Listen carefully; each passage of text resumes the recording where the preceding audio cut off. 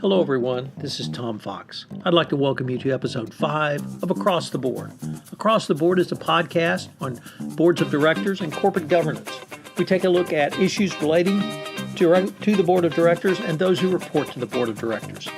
Today, I present an episode on visuals and visualization of data in your board presentation. I visit with Joe Oringel, co-founder of Visual Risk IQ, who's made multiple presentations to boards of directors of data based upon the company's data mining and data analysis.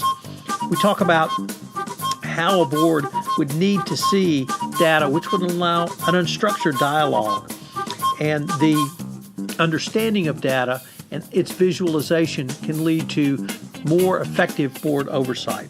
We also consider how to identify anomalous transactions using visualizations. For those who might be presenting data to a board, it's a fascinating discussion of the things that you can utilize in your board presentations. For board members who may be listening to this podcast, it gives you an idea of what you should ask for from your internal audit, chief compliance officer, or other data-driven presentation.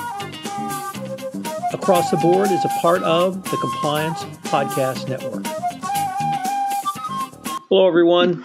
Tom Fox back for another episode of Across the Board. Today, you are in for a real treat because I have my good friend and colleague, Joe Oringel. Joe is a co-founder of a company called Visual Risk IQ. He's also an internal audit specialist.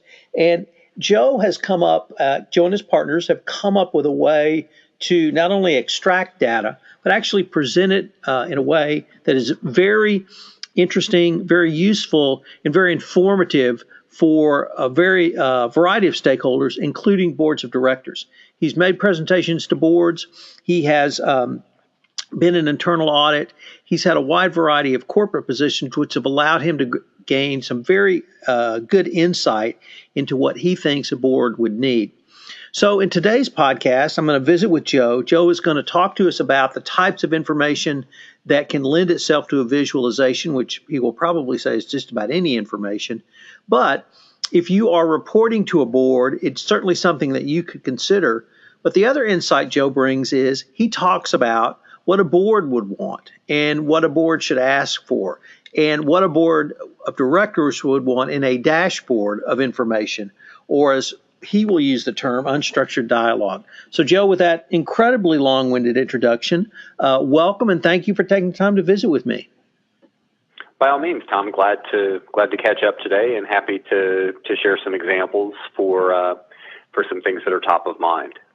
Well, Joe, let's start with the name of your company, Visual Risk IQ, because you come from a quantitative background, or at least professionally, and you and your partner, Kim Jones, have really worked very diligently to help create a business around the visualization of data. So maybe I thought it would be interesting if you could just tell us a little bit about that journey. Sure. Well, as you know, we've been at this quite a while. November of last year marked 10 years that Kim and I have been running and helping our clients. The way that we describe our firm, Tom, Visual Risk IQ helps audit and compliance professionals see and understand data.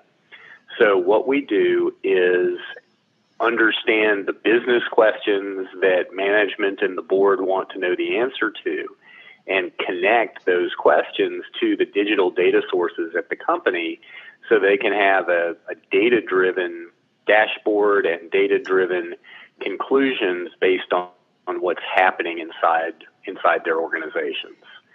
You might say that the data is both our first and middle name.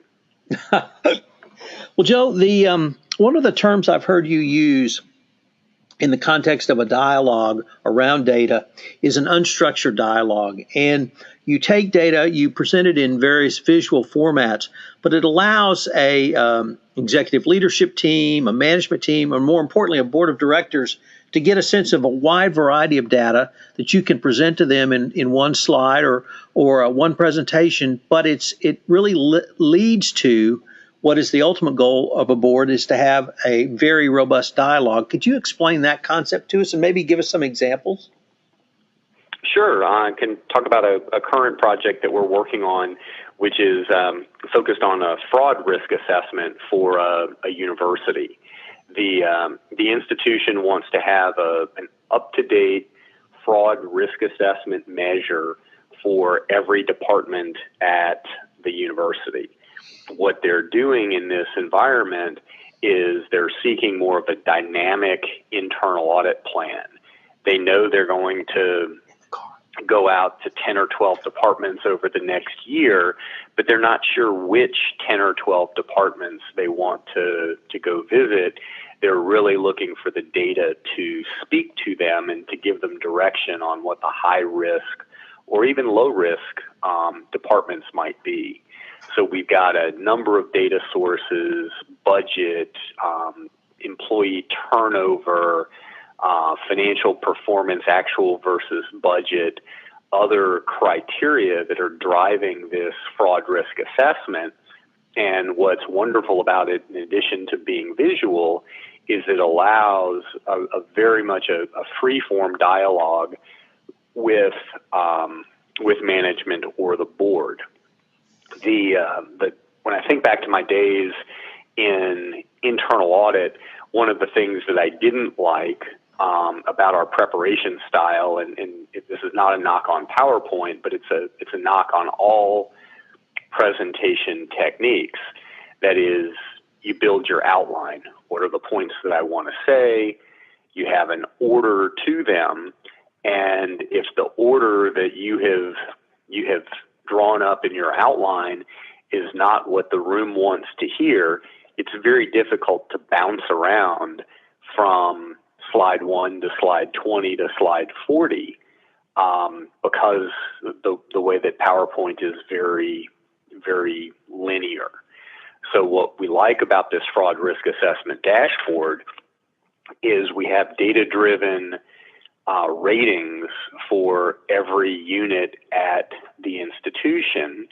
And if you want to see it aggregated, you want to see the risk measures aggregated at the department level with one or two buttons, the top 10 departments will jump to the top.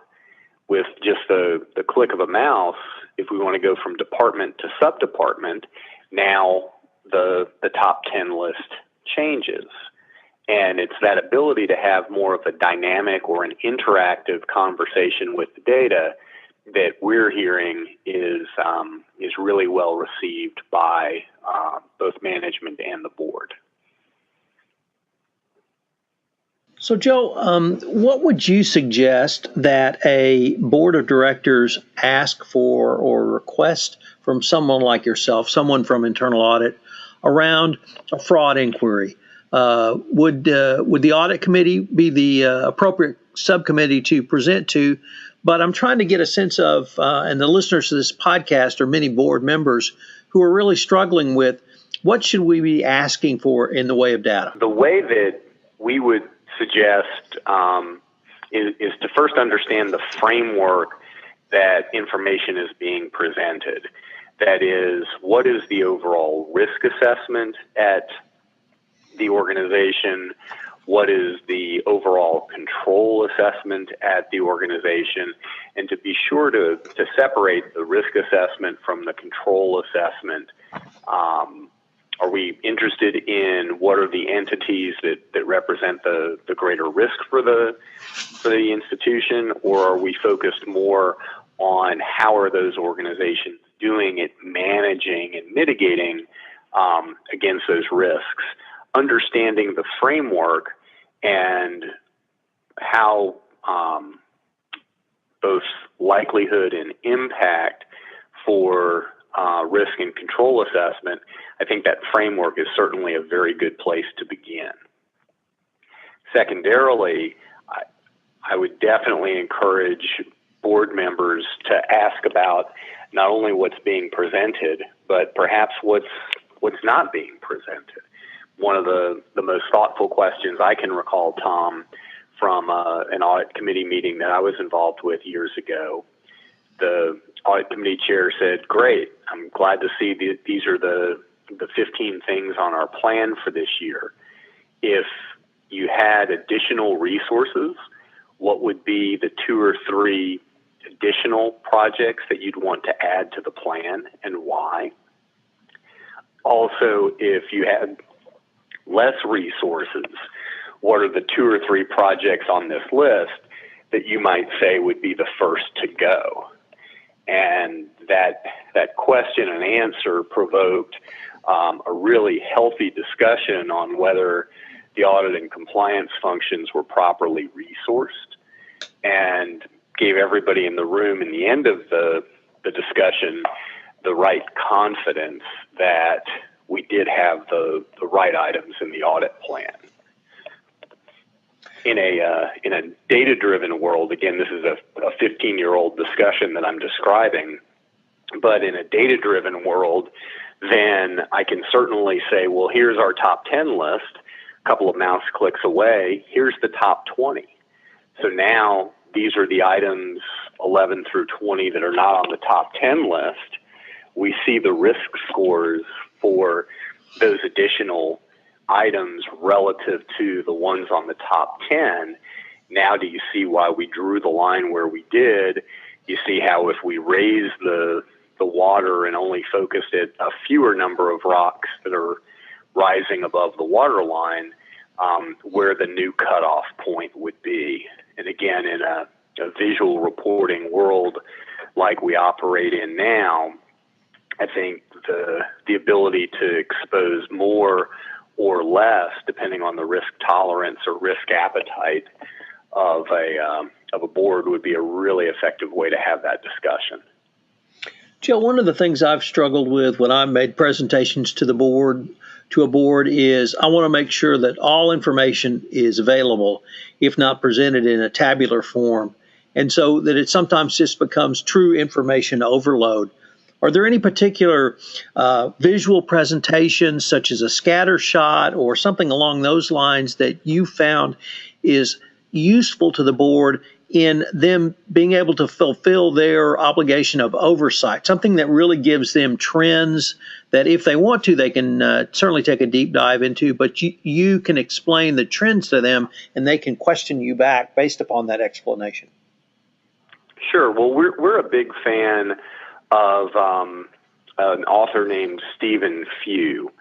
And Stephen Few describes 7 or 8 different visual reporting techniques that are ways to communicate data. And I think if you and I looked at the Wall Street Journal or the New York Times or reputable publication, and we looked at the charts and graphs that they are including in support of their data, we'd begin to see some patterns ourselves. We'd see a time series chart, right? How is stock price performing over time? How are interest rates performing over time? I'd want to see some ranking charts. Show me how our company compares relative to others in our industry as it relates to certain measures around sales or growth. That might be a ranking chart. And as I read through the different kinds of charts that are available to me, I think there are some charts that are certainly more effective than others in communicating the answer to the business questions that boards want to know. So if I could turn the topic to anomalous transactions, because in the world of compliance, that is certainly one of the areas that could give rise to a red flag or even smoke that needed to be investigated for a fire around a potential FCPA violation. How do you identify anomalous transactions with visualizations? Certainly. We've the couple of techniques back from how Stephen Few talks about graphs. A couple of those techniques that are really helpful are distribution charts and ranking charts, and also deviation charts. A deviation chart, Tom, and I'll describe some work that we've done around academic integrity here in the Carolinas, comparing the grades of student athletes in certain classes to general students in those same classes, and also grades between the athletes in classes that have a large concentration of athletes compared to grades in classes where there's not that large clustering of athletes. The chart techniques are to show me the deviation between how one particular data point compares relative to others, right? We all know a student who earns a B minus on a particular exam, and without some more information about that student, we don't know if the B minus is a good thing or a bad thing. So comparing the deviation, the distance between that student's grade in one particular class compared to that student's grade in all of their classes, that might help provide a clue. Is there something untoward happening with a particular professor or a particular department? So again, the technique is to show the deviation, the distance between one data point and other data points, and also the distribution, that is how many A's, how many B's, how many C's by class, by professor. While that example is specific to our work in higher ed, I can certainly very quickly make the transition into finance.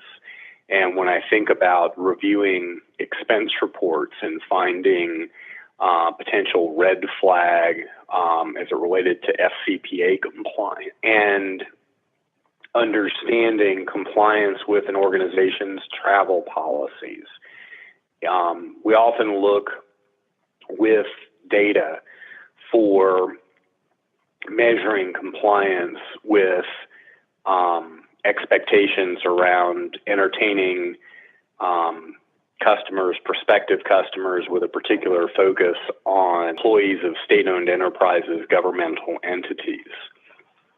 A policy might be breakfast plus lunch plus dinner can't be more than $75, and we don't want any of our staff to spend more than a fixed dollar amount per day on meals while they're traveling. If we write an exception report that says, show me all employees that have spent over that X dollar amount, and we have a very compliant organization and nobody has spent more than that amount per day per person, then I could get a false sense of security, because the data-driven audit reports would tell us everything is in compliance because we have no exceptions.